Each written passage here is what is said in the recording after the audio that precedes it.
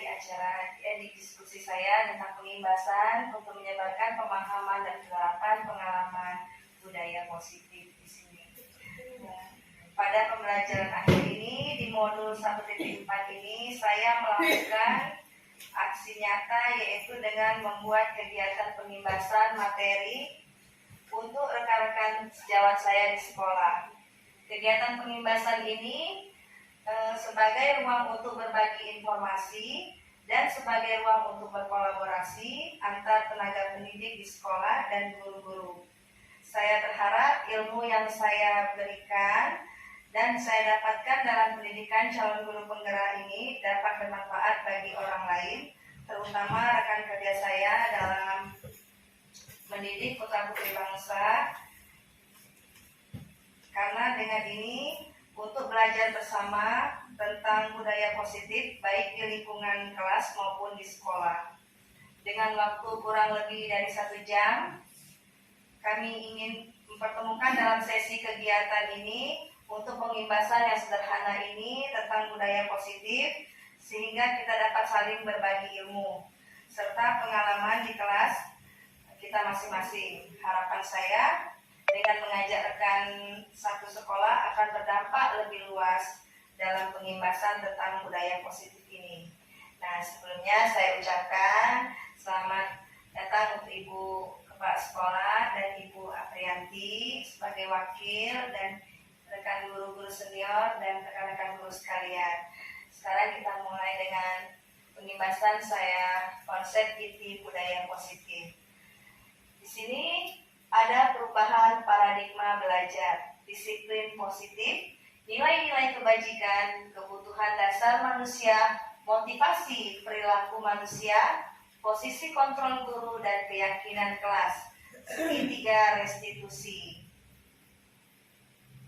Dalam pembelajaran ini, dengan menerapkan paradigma baru, pembelajaran dengan paradigma baru merupakan pembelajaran yang dirancang berdasarkan prinsip pembelajaran berdiferensiasi hingga para peserta didik belajar sesuai dengan kebutuhannya berdasarkan tahap perkembangan sesuai teori psikologi modern untuk mewujudkan profil pelajar Pancasila. Adapun profil pelajar Pancasila yaitu beriman bertakwa kepada Tuhan Yang Maha Esa, berakhlak mulia, berkebinekaan global, bergotong royong, kreatif, mandiri, dan bernalar kritis. Di sini ada miskonsepsi tentang teori kontrol. Ilusi guru mengontrol murid. Ilusi guru mengontrol murid bisa kita lihat di gambar. Penguatan positif atau bujukan untuk bentuk-bentuk kontrol, segala usaha untuk mempengaruhi murid agar mengulangi suatu perilaku tertentu. Suatu usaha dalam jangka waktu tertentu akan menyadarinya dan mencoba untuk menolak bujukan kita. Kemudian ilusi bahwa semua penguatan positif, efektif, dan bermanfaat. Lanjut, ilusi bahwa kritik dan membuat rasa bersalah mampu menguatkan karakter. Ilusi bahwa orang dewasa berhak untuk memaksa. Dalam ilusi bahwa orang dewasa berhak untuk memaksa, banyak orang dewasa yang percaya bahwa mereka memiliki tanggung jawab untuk membuat murid-murid berbuat hal-hal tertentu, apapun yang dilakukan dapat diterimanya. Silakan. Nilai-nilai kebajikan mengubah paradigma stimulus respon ke pendekatan teori kontrol. Stimulus respon dan teori kontrol. Dalam stimulus respon ada realitas atau kebutuhan kita sama. Dengan teori kontrol, realitas atau kebutuhan kita berbeda. Kemudian stimulus lagi, semua orang melihat hal yang sama. Di teori kontrol, setiap orang memiliki gambaran yang berbeda.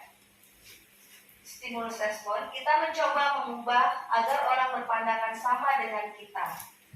Dengan teori kontrol, kita berusaha memahami pandangan orang lain tentang dunia. Stimulus kemudian, perilaku buruk dilihat sebagai suatu kesalahan. Dan teori kontrol, semua perilaku memiliki tujuan. Kemudian stimulus, orang lain mengontrol saya. Sedangkan teori, hanya Anda yang bisa mengontrol diri Anda. Sedangkan stimulus, saya bisa mengontrol orang lain. Teori, Anda tidak bisa mengontrol orang lain. Stimulus, pemaksaan ada pada saat wujudan gagal. Teorinya, kolaborasi dan konsensus menciptakan pilihan-pilihan baru. Stimulus responnya, model berpikir menang atau kalah. Sedangkan teori kontrolnya, model berpikir menang-menang. Di sini ada disiplin positif. Disiplin ini berasal dari kata disiplina, yang artinya belajar. Disiplin mengacu pada disiplin diri yang memiliki tanggung jawab terhadap apa yang dilakukannya berdasarkan nilai-nilai yang diyakini. Disiplin positif merupakan salah satu cara penerapan disiplin yang bertujuan untuk menumbuhkan kesadaran serta memperdayakan peserta didik tanpa imbalan penghargaan atau reward, ancaman atau hukuman. Sebagai pendidik, tujuan kita adalah menciptakan peserta didik yang memiliki disiplin diri, sehingga mereka berperilaku mengacu kepada nilai-nilai kebajikan universal dan memiliki motivasi intrinsik dalam perubahan perilaku. Nilai-nilai kebajikan, nilai yang disepakati bersama, lepas dari suku, bangsa, agama, bahasa, maupun latar belakangnya.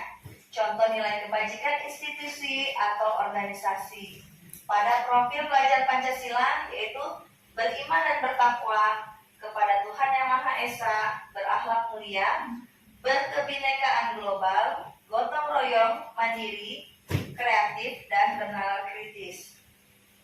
Info Primarius Program atau PIP, toleransi, rasa hormat, integritas mandiri, menghargai, apresiasi, empati, antusias, keingintahuan, kreativitas, kerjasama, percaya diri, dan komitmen.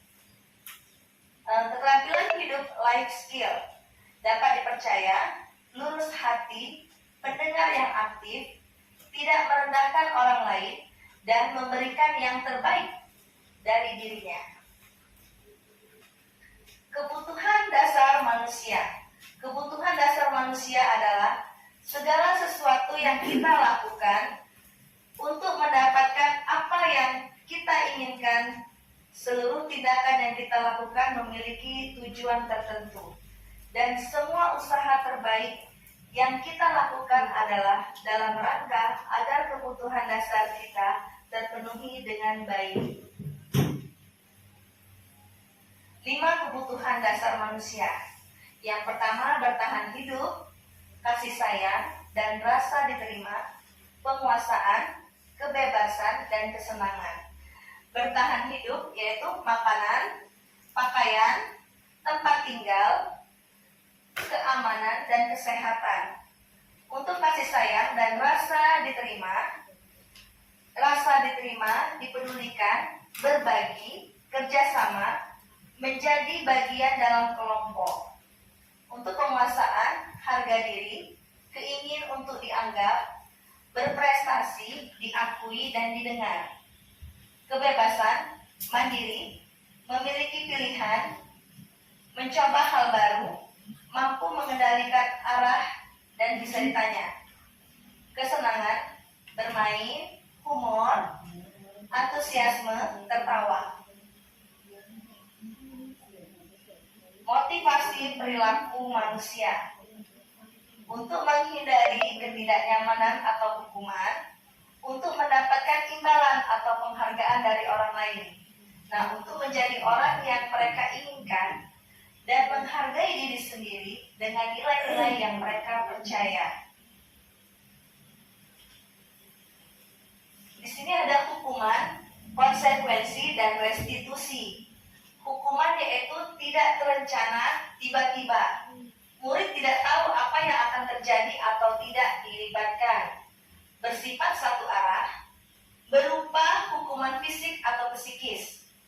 konsekuensi terencana atau disepakati sesuai peraturan, murid tetap dibuat tidak nyaman, sikap guru selalu memonitor murid. Restitusi, proses menciptakan kondisi bagi murid untuk memperbaiki kesalahan. Proses kolaboratif yang mengajarkan murid untuk mencari solusinya sendiri. Ada 5 posisi kontrol guru. Sebagai penghukum, pembuat rasa bersalah, pemantau, dan sebagai teman dan manajer. Contoh penerapan 5 posisi kontrol guru dalam kasus siswa tidak memakai atribut lengkap saat upacara bendera. Penghukumnya, kita hukum hormat pada bendera selama 1 jam. Itu tipe yang penghukum. Pembuat rasa bersalah, berapa kali ibu harus memberitahu kamu selalu saja mengecewakan ibu atau bapak ya. Sebagai teman, ayo dong ikuti aturan sekolah. Tolong bantu ibu ya, sekali ini. Ya sudah, tidak apa-apa. Lain kali jangan sampai berbuat seperti ini lagi ya. Pemantau, kamu sudah melanggar peraturan sekolah. Kamu tahu konsekuensinya? Setelah upacara kamu beli atributnya ke koperasi. Dan jangan diulangi lagi. Contoh penerapan 5 posisi kontrol guru. Lagi siswa tidak memakai atribut. Apakah kamu tahu kesalahanmu? Ini tipe manajer ya. Kira-kira bagaimana kamu memperbaiki kesalahanmu? Posisi kontrol, apakah aku? Saya kecewa sekali dengan kamu.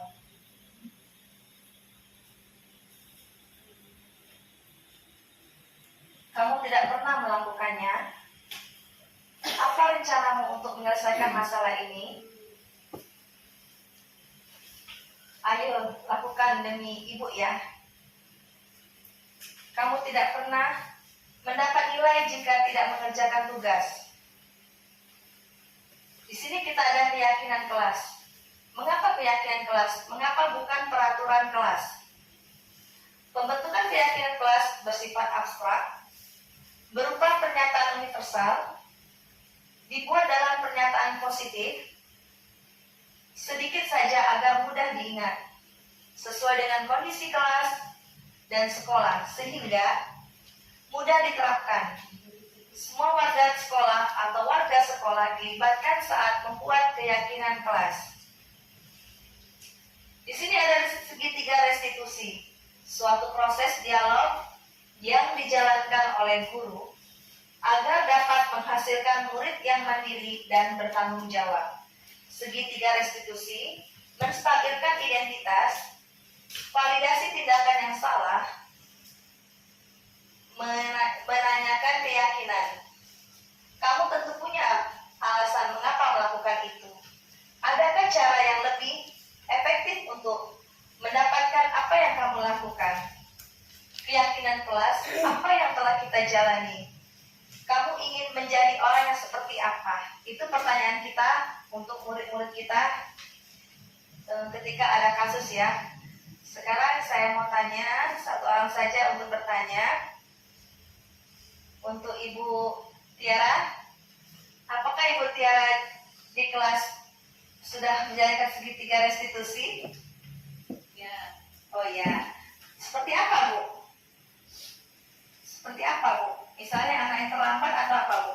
Anak yang terlambat sudah diberikan konsekuensinya berdasarkan peraturan yang dibuat sebelumnya. Oh ya, dengan keyakinan kelas ya Bu ya. Ya, alhamdulillah di sekolah kita sudah terapkan segitiga restitusi ya Bu ya. Ya, lanjut lagi ya Bu. Nah, di sini kita menstabilkan identitas. Berdasarkan prinsip membuat kesalahan adalah bagian dari proses pembelajaran. Berbuat salah itu wajar. Tidak ada manusia yang sempurna. Ibu juga pernah melakukan itu. Ibu tidak mau mencari siapa yang salah, tapi ibu ingin mencari solusi dari permasalahan ini. Kamu berhak merasa begitu. Itu untuk pertanyaan kita kepada murid kita dalam menstabilkan identitas. Kemudian validasi tindakan yang salah. Berdasarkan prinsip, setiap perilaku berupaya memenuhi suatu kebutuhan tertentu.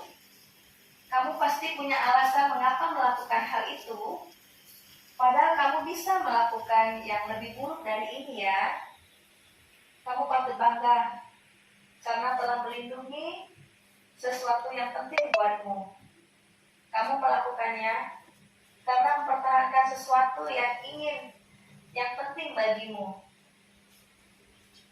Kemudian menanyakan keyakinan. Berdasarkan prinsip teori kontrol bahwa pada dasarnya kita termotivasi secara intrinsik. Apa keyakinan kita? Nilai-nilai apa yang telah disepakati bersama? Seperti apa gambaran sebuah kelas yang ideal menurut kamu? Kamu ingin menjadi orang yang seperti apa? Itu pertanyaan kita untuk siswa kita, seperti menerapkan segitiga restitusi. Dan kita lihat ini videonya.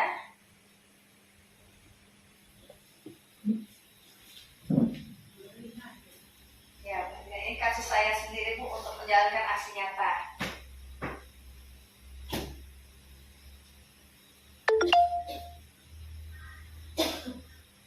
Suara Tasya.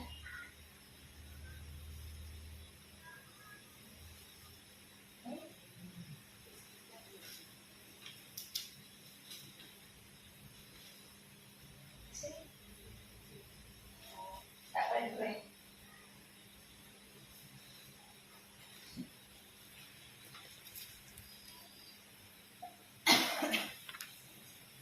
Video dalam kasus aksi nyata saya siswa yang naik pagar. Silakan Bu, kita nonton dulu ya Bu ya.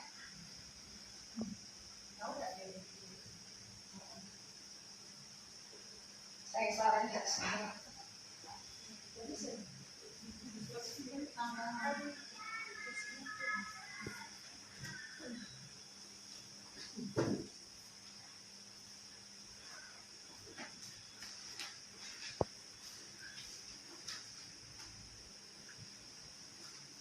Mau lagi nasional.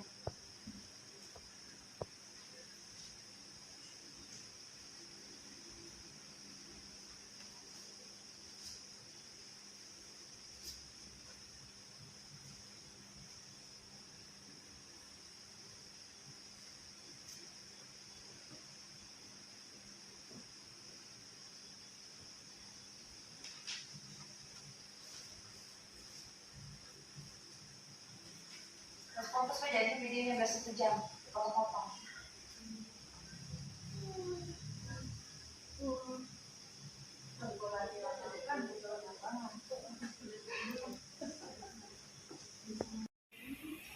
Ini ada video kasus anak yang memanjat pagar.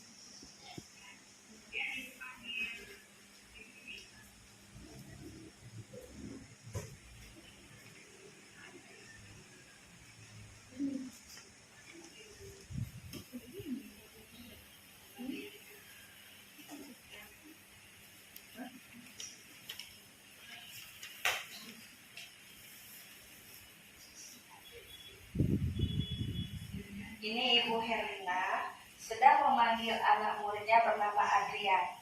Dia setelah memanjat pagar, dia memanggil Ibu Herlina. Ibu Herlina memanggilnya ke dalam ruang kelas dan menstabilkan identitas.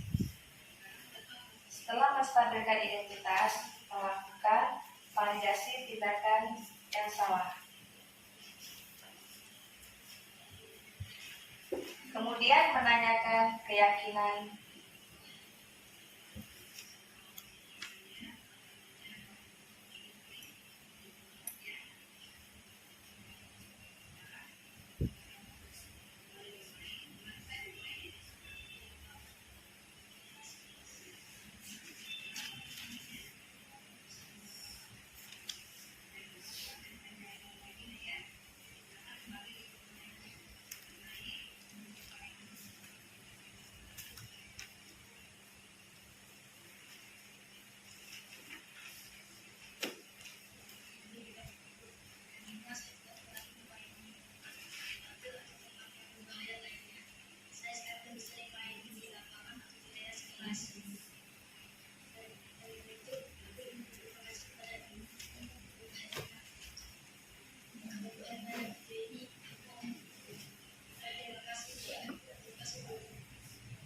Nah, baiklah, tadi video tadi tentang menstabilkan identitas, validasi tindakan yang salah, dan menanyakan keyakinan. Di sini guru sebagai manajer, bukan sebagai manajer, karena yang meyakinkan kesalahan itu anak itu sendiri.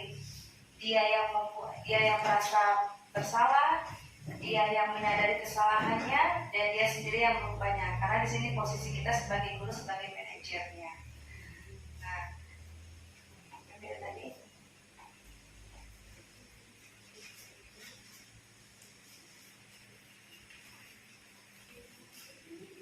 Jadi di sini guru ini bukan sebagai penghukum, dan posisi kita di sini sebagai pemantau dan manajer. Sekarang saya tanyakan kepada rekan guru sekalian, dalam 5 posisi kontrol ini, yang selama ini kita lakukan sebagai apa? Ya, tangan, silakan. Dari penghukum, pembuat rasa bersalah, sebagai teman, pemantau, atau manajer yang sering kita lakukan dalam kelas sehari-hari. Ibu Mary, sebagai apa Bu di kelas Bu? Sebagai manajer Bu ya. Itu pernah kesalahan anak murid kita bagaimana Bu kasusnya Bu? Pertama-tama kita memahami dulu kasus anak ini apa, gitu ya. Ya. Nah, misalnya kasus anak ini dia datang sering terlambat. Kita tanyakan dulu anak ini kok bisa terlambat itu kenapa? Ya. Misalnya dia terlambat ya karena ibunya sakit ya misalnya. Nah, jadi kita memahami berarti anak ini kondisinya membantu ibunya lah ya. Nah, di situ kita bagaimana supaya anak ini tidak terlambat lagi. Ya. Ya, kita berikan solusinya pada anak tersebut. Ini Ibu sebagai manajer. Manajer ya. Ya. Sebagai pemantau bagaimana? Ya, kalau sebagai pemantau kita memberikan solusi bagaimana anak ini tidak terlambat lagi. Ya. Akhirnya setelah Ibu lakukan itu bagaimana anaknya? Kita lihat anak ini apakah dia masih terlambat. Biasanya kalau kita pantau terus, insya Allah tidak terlambat. Tidak terlambat lagi Bu ya. Alhamdulillah. Siapa Ibu guru semangat lagi yang ada kasus di kelasnya, boleh kita sharing-sharing diskusi di sini. Ibu ya Aprianti. Bagaimana Ibu Yuli, anak Ibu ada yang melakukan apa di kelas? Ada kasus apa? Apa tidur di kelas? Ada yang tidur? Apa ribut di kelas? Boleh kita sharing di sini Bu?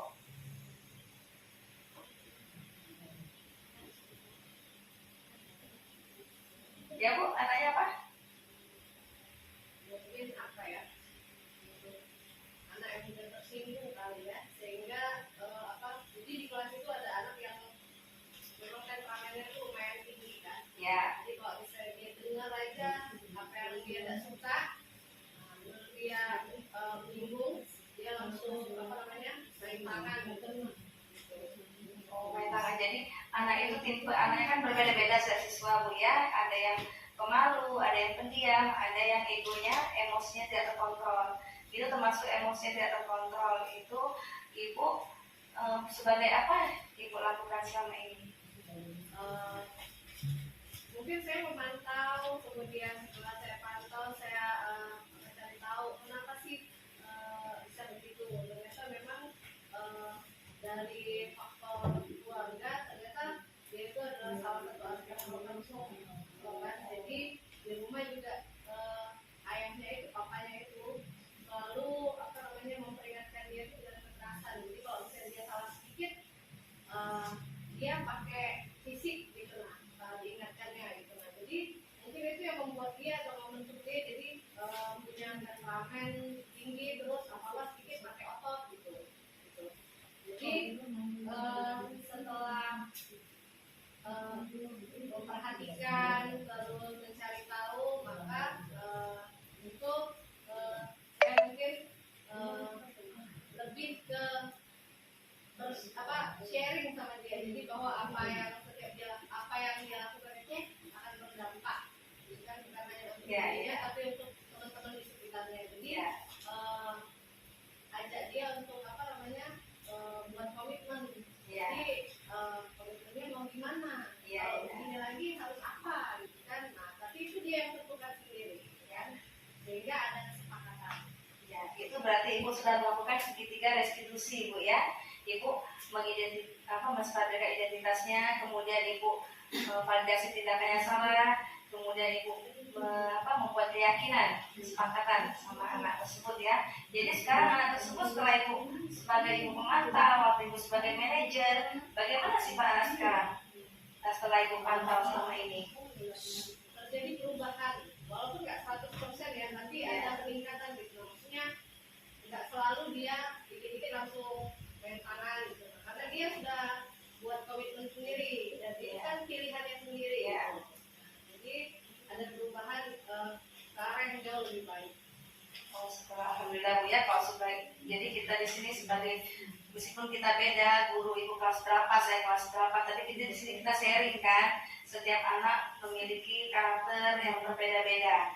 Jadi kita tidak bisa menyamakan setiap anak memberi pembelajaran sama anak yang sama, pasti berbeda dengan pendekatan kita sendiri Bu ya.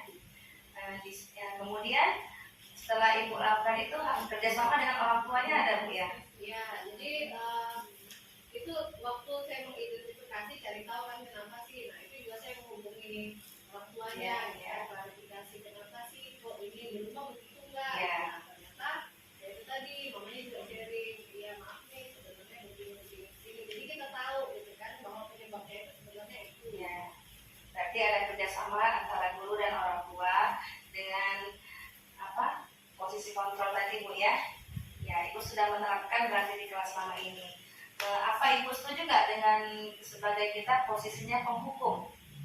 Menurut pendapat Ibu? Mungkin kalau katanya penghukum itu terlalu menjudge guru ya. Kalau bilang penghukum tuh, jadi guru tuh bukan sebagai penghukum sebenarnya, tapi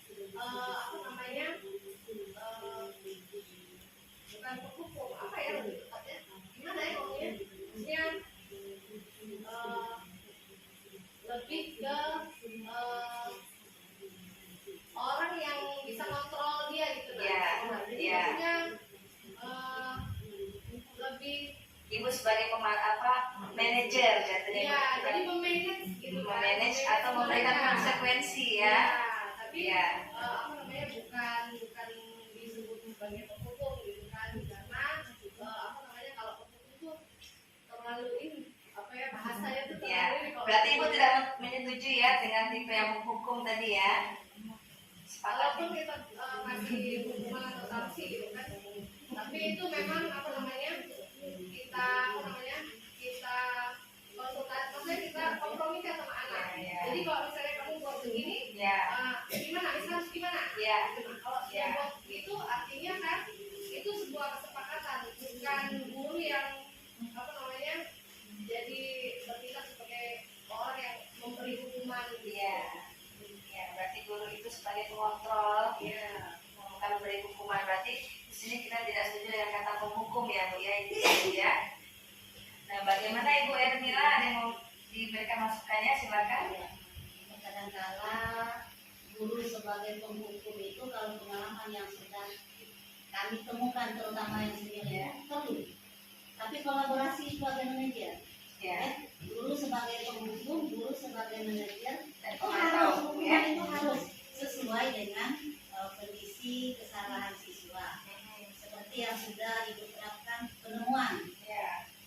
setiap pembelajaran sebagai guru bidang studi ada beberapa kasus anak yang tidur Ya. di dalam kelas. Tidur di dalam kelas, yang guru sebagai motivator, sebagai manajer tadi Ya. harus memberikan hukuman. Kok setiap pelajaran kamu tidur? Setiap Ya. pelajaran kamu tidur. Ya. Nah, sebagai motivator diselidiki kenapa tidur. Kita ditanya kenapa kok sampai tidur itu. Ya. Tahu-taunya dia dengan segenap kita sebagai guru bagaimana cara dia bisa jujur. Ya. Kenapa kok bisa tidur? Ya. Akhirnya si anak tadi tidur, dia setiap malam main gadget. Terus ditanya gadget itu orang tua tidak tahu, tidak gadget itu punya orang tua. Dia mainnya ketika orang tua sudah tidur. Jadi orang tuanya tahu. Jadi setiap pelajaran seperti itu ya dengan kondisi anak yang seperti itu sebagai guru PAI harus ada hukuman. Hukuman sesuai. Hukumannya apa? Ibu tidak mau lagi ketika pelajaran agama kamu tidur. Ibu tahu kalau kamu matanya merah misalnya berarti kamu malah main HP. Ibu tidak mau lagi seperti itu. Jadi konsekuensinya apa? Kamu harus ada hukumannya. Jadi hukumannya apa? Kalau sebagai guru agama hukumannya harus hafal bacaan sholat yang ketika itu dia tidak hafal. Jadi hukumannya konsekuensi temanmu yang lain sudah hafal karena kamu biasa tidur, kamu disuruh hafalan kamu tidak hafal. Karena di rumah kamu hanya main gadget, berarti sekarang hukuman kamu tidak usah belajar, silakan dihafal. Berarti Ibu setuju dengan hukum Bu Iya, ya? hukum tapi kolaborasi. Ya, berkolaborasi dan kesepakatan Bu ya. Anak tersebut kesepakatan dan berarti Ibu sudah belum Ibu menerapkan segitiga restitusi ke anak tersebut? Iya, Termasuk Ibu ya, sudah berkolaborasi dan Ibu sebagai pemantau Bu ya. Nah, bagaimana sekarang Bu setelah Ibu lakukan itu? Alhamdulillah berubah, tidak lagi. Dalam waktu berapa lama Ibu lakukan? Itu setiap pembelajaran mungkin 1 bulan. Kalau pertama masih itu masih muat-muat. Jadi bertahap Bu ya. Sekarang sudah berubah Bu ya. Kalau hukuman tadi, ya itu hukuman tadi ya sesuai tadi hafalan. Kalau kamu tidak hafal jangan diharap bisa naik ke kelas. Bisa naik ke kelas 4 atau 6. Sekarang kelas 5 bisa naik ke kelas 6. Nah, dengan cara hukuman seperti itu, ya si anak tadi terobsesi, ada takut tidak naik kelas, takut tidak dikasih nilai. Dengan ada hukuman, motivasinya berhasil. Jadi anak tersebut memberikan motivasi, intinya Bu ya, memberikan motivasi dan anak tersebut merasa bersalah dengan apa yang tindakan yang diperbuatnya. Jadi Guru sebagai penghukum itu harus guru jadi 5 kontrol itu Ibu termasuk semua ya, berkolaborasinya semua termasuk. Nah sekarang saya tanyakan bagaimana Ibu Wika? Ya, Ibu sebagai apa? Ibu setuju nggak sebagai penghukum? Setuju Tergantung kasus anaknya. Ya selama ini Ibu lakuin Ibu sebagai pemantau, manajer atau penghukum? Penghukum ya. Ya berarti Ibu setuju dengan penghukum tadi. Jadi di sini kita budayakan budaya positif. Budaya positif di sekolah itu berarti 5 kontrol guru tadi, yang sebagai manajer, guru juga sebagai among, sebagai pengontrol, ini semua letak kita sebagai guru pendidik ya. Dan kemudian di sini ada dari dosen tahun 2004 mengatakan keyakinan kelas merupakan sesuatu yang dapat diterapkan di lingkungan kelas. Pembuatan keyakinan melibatkan semua warga kelas melalui kegiatan jual pendapat. Salah satu cara untuk memperbaiki diri agar terwujud disiplin diri kita dapat melakukan melalui segitiga restitusi.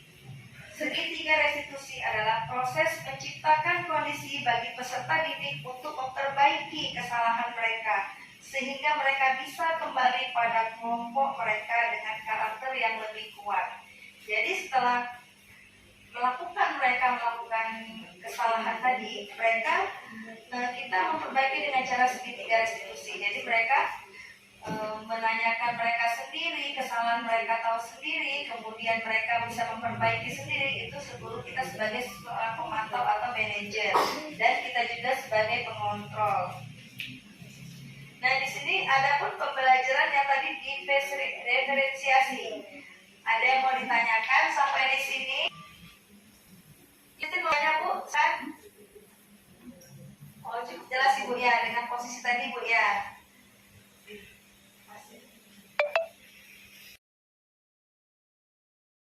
Dua, tiga. Nah, dari 5 posisi kontrol guru, kita sebagai penghukum, membuat rasa bersalah, sebagai teman, sebagai pemantau, dan sebagai manajer. Dan tadi yang Ibu Ermila katakan tadi, Ibu sebagai penghukum, pemantau, dan manajer. Dan di sini juga Ibu ada nggak untuk membuat sebagai teman? Bisa sebagai Pernah nggak Ibu lakukan sebagai teman? sebagai teman, anak-anak diberikan lagu-lagu yang Islami, diajak seperti teman, lagu anak-anak, kita masuk ke dunia anak-anak, anak-anak sangat senang sekali. Senang sekali Bu ya. Berarti membuat rasa bersalah tadi sudah Ibu lakukan. Mereka merasa bersalah dengan aku tidak naik kelas. Dan kemudian Ibu sebagai pemantau, Ibu pantau anak-anak perkembangannya bagaimana. Dan sebagai manajer, Ibu tekan kepada mereka untuk melakukan pembelajaran yang sesuai dengan yang Ibu ajarkan dalam kelas. Nah, di sini ada yang mau tanyakan lagi? Silakan Ibu. Tadi mau bertanya, silakan. Nanti Bu, satu lagi Bu. Oh ya, silakan Bu. Intinya di 5 posisi kontrol guru itu kita tidak hanya memilih satu kontrol, tidak. Bisa selima-limanya itu kalau Ibu sebagai guru PAI itu semuanya dilakukan. Semuanya dilakukan sebagai penghukum iya, sebagai pemantau iya, karena kami di PAI itu bukan hanya teori, tetapi juga pembelajaran praktek yang lebih utama dalam pelajaran agama. Jadi untuk membuat rasa bersalah, kontrol itu iya dilakukan, sebagai manajer iya, sebagai teman sudah pasti. Itu dilakukan kolaborasi 5 kontrol itu.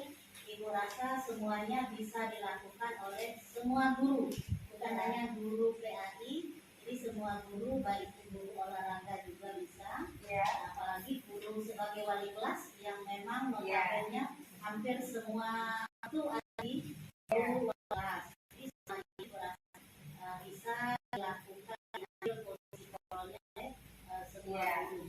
Ya, jadi 5 posisi kontrol guru ini semua kita harus lakukan. Semua harus kita pegang, tidak tahu itu wali kelas, guru bidang studi, itu semuanya kita gunakan posisi kontrol ini.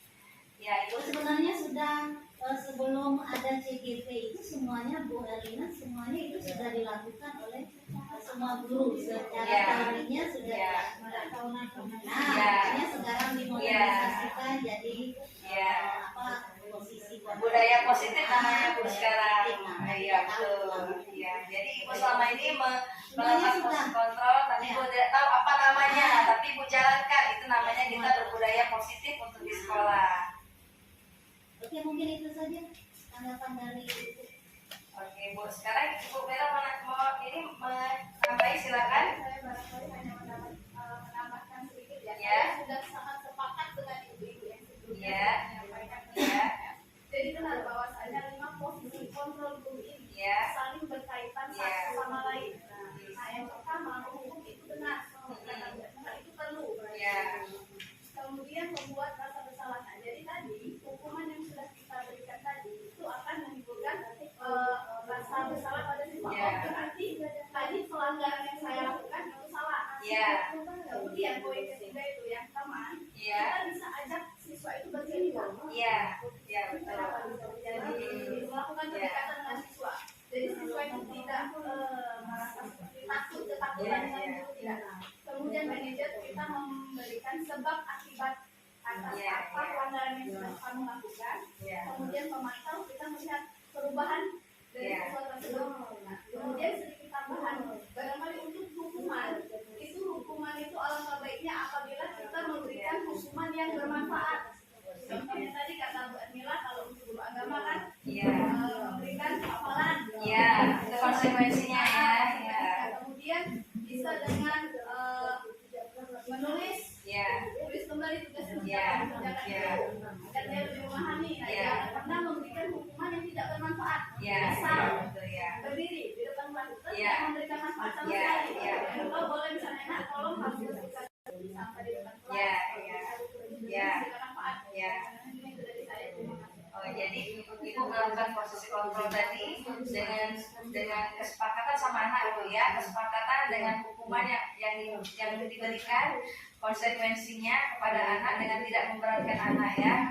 Dengan posisi kontrol tadi, 5 posisi kontrol tadi, jadi anak tadi dihukum, kemudian dia merasa bersalah, menyadari, dan kemudian kita rangkul sebagai teman, kita pantau, dan kita sebagai manajer. Jadi itu sudah ibu lakukan, cuma ibu belum tahu itu apa namanya selama ini ya. Nah di sini saya berbagi praktik baik di sini, yaitu namanya budaya positif kita di sekolah. Nah dari 5 posisi kontrol tadi, ada nggak Ibu Tasya di kelas? Bagaimana Ibu Tasya di kelas? Ada kasus anak-anak yang ibu?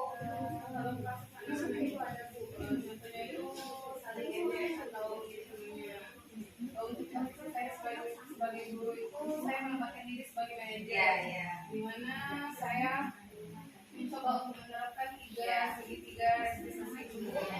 Seperti yang pertama itu menunjukkan identitas. Ya. Saya panggil anaknya atau Ya. saya diskusikan Ya. ya, memanggil anaknya sendiri. Ya. Jadi kalau misalnya ditanya itu anak-anaknya tidak dilihat oleh teman-teman Ya. lain. Ya. Dalam kata lain itu untuk menghindari namanya ejekan dari temannya Ya. kalau dipanggil dulu. Ya. Selanjutnya di situ saya mengajak ngobrol anak untuk memvalidasi tindakan kesalahan Ya, tindakan salah dari anak-anak ini temannya tadi. Ya. Ya. Nah di sini saya juga menempatkan diri sebagai teman. Di sini Ya. saya mendalami atau mengidentifikasi Ya. penyebab Ya. anak melakukan tindakan mengejek. Ya. Ya. Selanjutnya di situ saya menanyakan keyakinan Ya. apakah tindakan yang anak-anak lakukan itu sudah sesuai dengan kesepakatan Ya. Ya. kelas. Kalau memang belum, apa perubahan selanjutnya Ya. yang ingin anak lakukan Ya. agar selanjutnya itu anak-anaknya dibaik dan tidak mengulangi Ya. kesalahan yang telah dilakukan. Itu ibu sebagai manajer. Ya. Itu mix juga sebenarnya sebagai manajer bisa sebagai teman juga. Ya. Jadi yang melakukan 5 posisi kontrol tadi, Ibu Tasya tadi, ibu hukum mbak awal tidak Kalau penghukum itu tidak Bu, tapi saya itu memberikan memvalidasi, menstabilkan identitas dan memvalidasi tindakan yang salah tadi di segitiga institusi tadi ya ibu lakukan tadi ya. memberikan konsekuensi Bu kalau misalnya anak itu melanggar dari Iya. kesepakatan sebelumnya. Itu berarti ibu memberikan konsekuensi dan ibu membuat anak itu merasa bersalah, kemudian ibu pantau setiap pembelajaran, kemudian ibu manajernya ya. Ya di sini kita anak didik kita ini berbeda dan beraneka karakter di kelas itu Bu ya. Ada yang diam, enak, anteng, ada yang ribut, bergerak sedikit selalu mengganggu, usil sama temannya itu. Nah disinilah kita guru sebagai manajer dan sebagai pemantau. Jadi lakukanlah budaya positif kita di sekolah. Misalnya kalau hukum anak-anak, kalau dulu kan masih nggak di sekolah kita dulu orang lama-lama biasanya zaman-zaman dulu biasa suka ngelakuin penghukum Bu ya, anak terlambat kelas tangan di depan pakai mister dipukul, itu namanya tipe penghukum ya. Tapi sekarang itu tidak ada lagi dan tidak dibudayakan, budaya negatif namanya. Sekarang ini budayanya budaya positif. Itu budaya kami dulu seperti itu. Oh ibu seperti itu, bagaimana budaya ibu kemarin Kalau yang dulu anak yang tidak hafal itu zaman belum perubahan. Ya, Zaman ya. kami memang penghukum. Anak yang tidak hafal sepertinya tangannya 10 kali. pakai mister Bu ya? Iya, kami seperti itu. Ya, dipukul. Tapi ada positifnya yang seperti itu. Ya. Anak-anak yang hukum yang tidak hafal tegak sebelah kaki di depan, Ya. beberapa menit. Ya. Itu positifnya seperti itu ada. Memang ada nyata positif. Tapi yang negatifnya juga kalau dipikir-pikir sekarang ya negatif. Anak dihukum 10 kali. Nah, tapi apa positifnya? Anak-anak takut akan hukuman tersebut. Mereka berusaha keras bagaimana dia bisa dengan pelajaran atau hafalan yang diberikan tadi. positifnya. Yang lama positif ya, yang negatifnya dan positifnya. Jadi positifnya itu lebih banyak kalau menurut kami. Iya, Ya dengan hukuman seperti itu hampir 90% pembelajaran tadi berhasil. Kenapa? Karena anak takut dengan hukuman umum yang diberikan guru tadi. Itu zaman tahun 90-an kami seperti itu. Itu tahun 2000 bawah ya, 90-an Tapi menurut ya. kami itu sangat positif sekali. Iya, iya. Berhasil dibanding yang sekarang.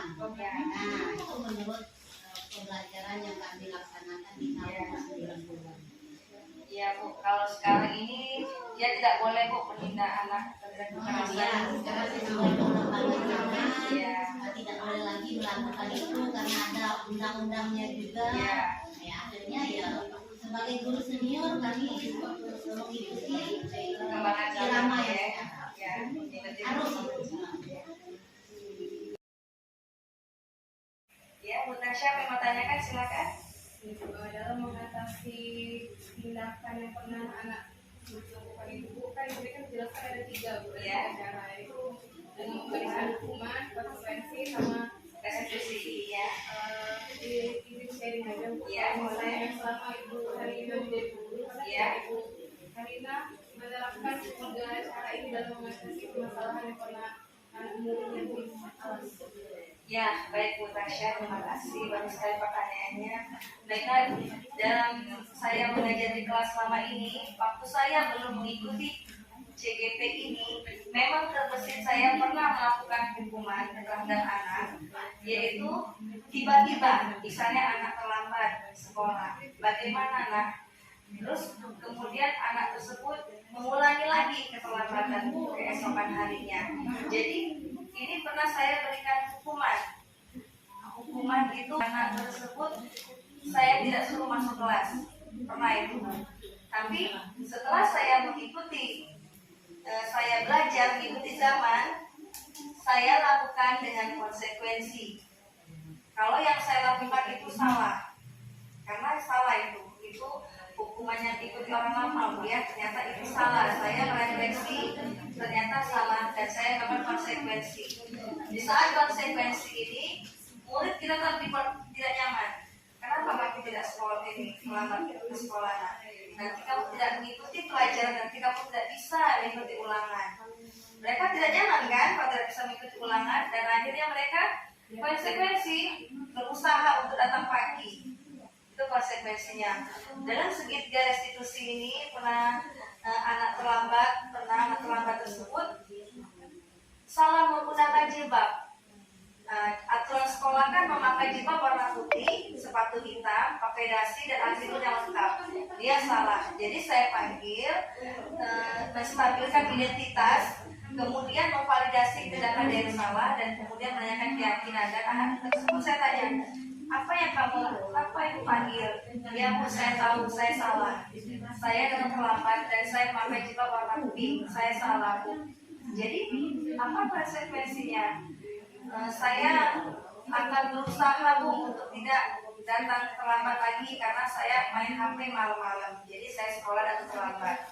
Jadi terus baju jilbab saya dicucinya suka kadang malam, kadang siang cuci. Dan sekarang saya pulang sekolah mau cepat-cepat cuci jilbab, jadi pagi sudah kering saya pakai.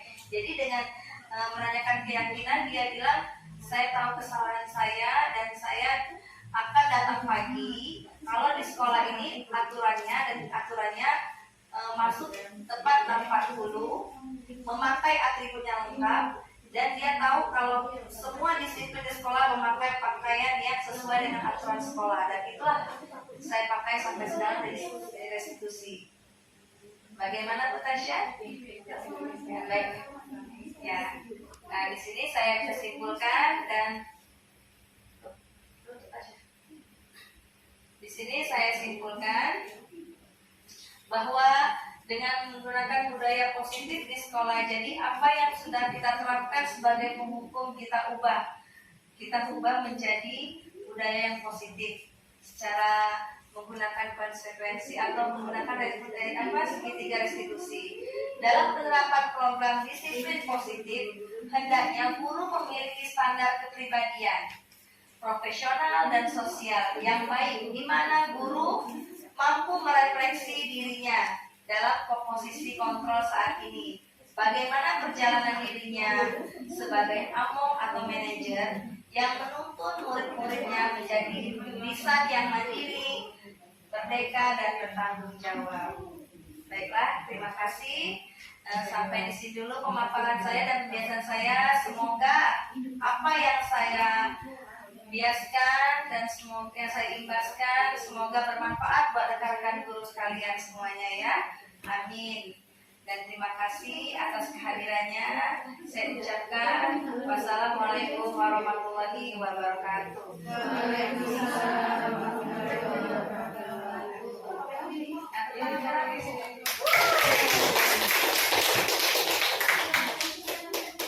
Pembukaan.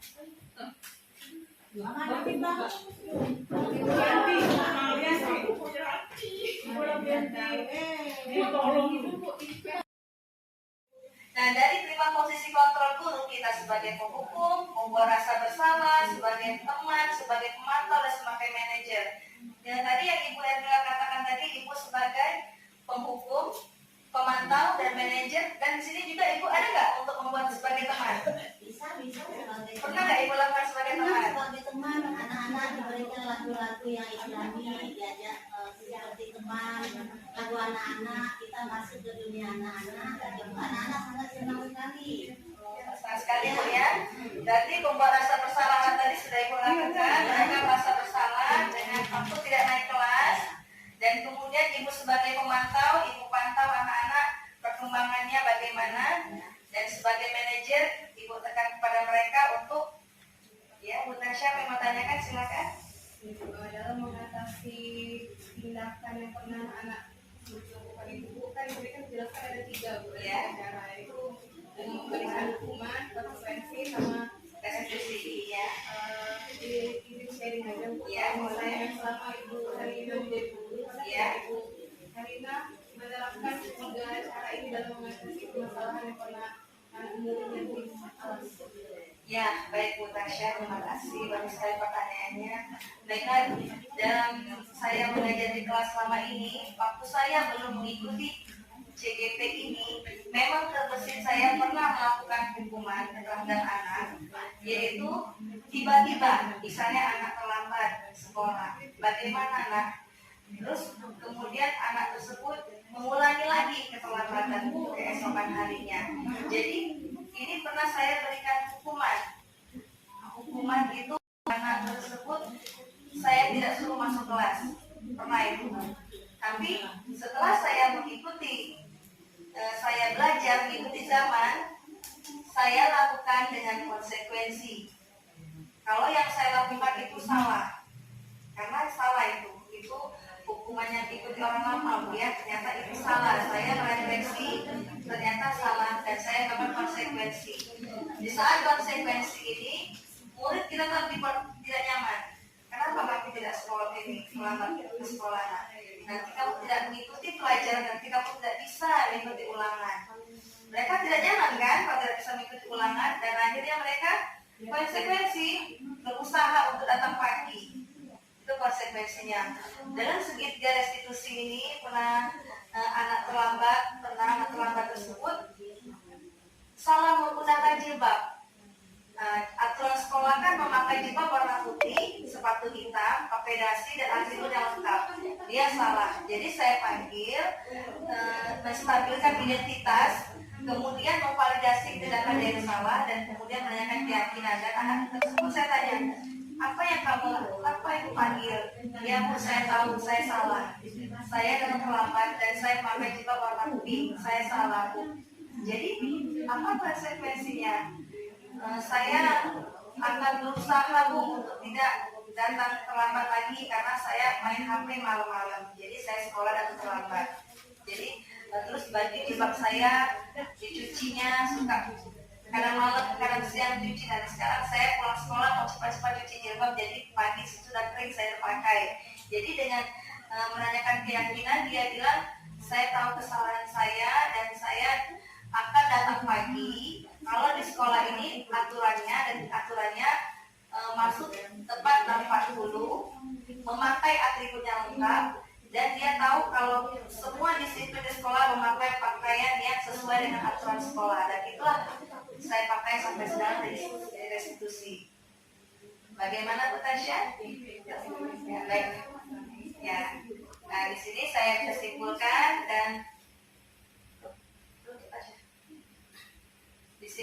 simpulkan bahwa dengan menggunakan budaya positif di sekolah, jadi apa yang sudah kita terapkan sebagai penghukum kita ubah menjadi budaya yang positif secara menggunakan konsekuensi atau menggunakan dari segitiga restitusi. Dalam penerapan program disiplin positif, hendaknya guru memiliki standar kepribadian profesional dan sosial yang baik, di mana guru mampu merefleksi dirinya dalam posisi kontrol saat ini. Bagaimana perjalanan dirinya sebagai among atau manajer yang menuntun murid-muridnya menjadi lisan yang mandiri, merdeka, dan bertanggung jawab. Baiklah, terima kasih. Sampai di sini dulu pemaparan saya dan pembiasan saya. Semoga apa yang saya biaskan dan semoga yang saya imbaskan semoga bermanfaat buat rekan-rekan guru sekalian semuanya ya. Amin. Dan terima kasih atas kehadirannya. Saya ucapkan wassalamualaikum warahmatullahi wabarakatuh. Waalaikumsalam warahmatullahi wabarakatuh.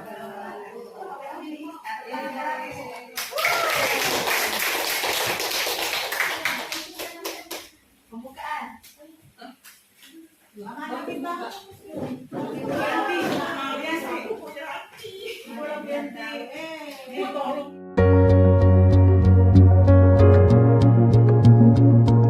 Assalamualaikum anak-anak, apa kabar semua?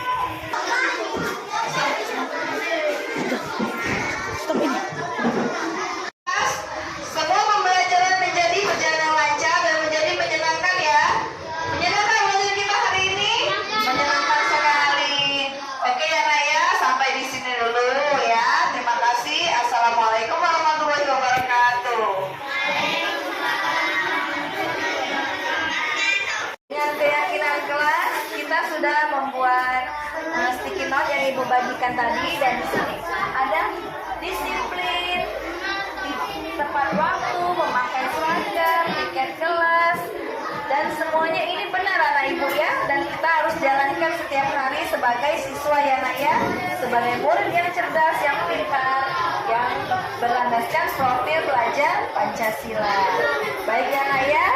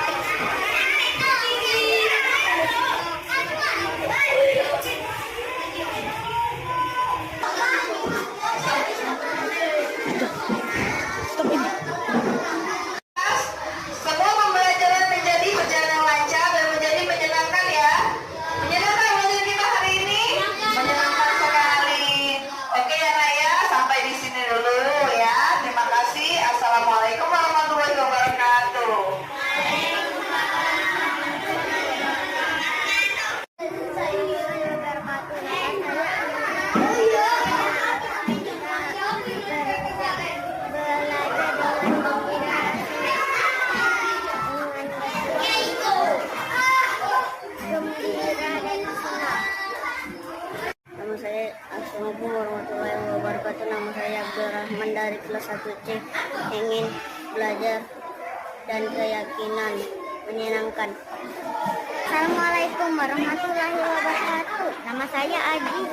Dengan keyakinan kelas, dengan belajar menjadi menyenangkan dan senang. Assalamualaikum warahmatullahi wabarakatuh. Perkenalkan, nama saya Jonathan Pranata, kelas 1C. Saya belajar dengan senang dan menyenangkan. Nama saya Baik, kelas 1C. Dengan keyakinan kelas, kita sudah membuat sticky note yang Ibu bagikan tadi, dan di sini ada disiplin, tepat waktu, memakai seragam, tiket kelas, dan semuanya ini benar anak Ibu ya, dan kita harus jalankan setiap hari sebagai siswa ya nak ya, sebagai murid yang cerdas, yang pintar, yang berlandaskan profil belajar Pancasila. Baik.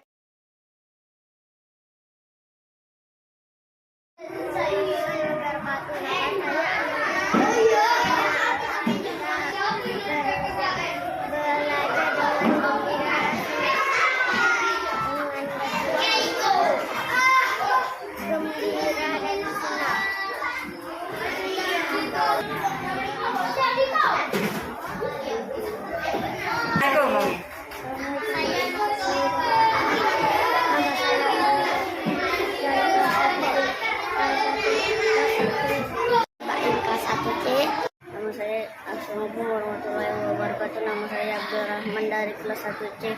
Ingin belajar dan keyakinan menyenangkan. Assalamualaikum warahmatullahi wabarakatuh. Nama saya Aji. Dengan keyakinan kelas belajar menjadi menyenangkan dan senang.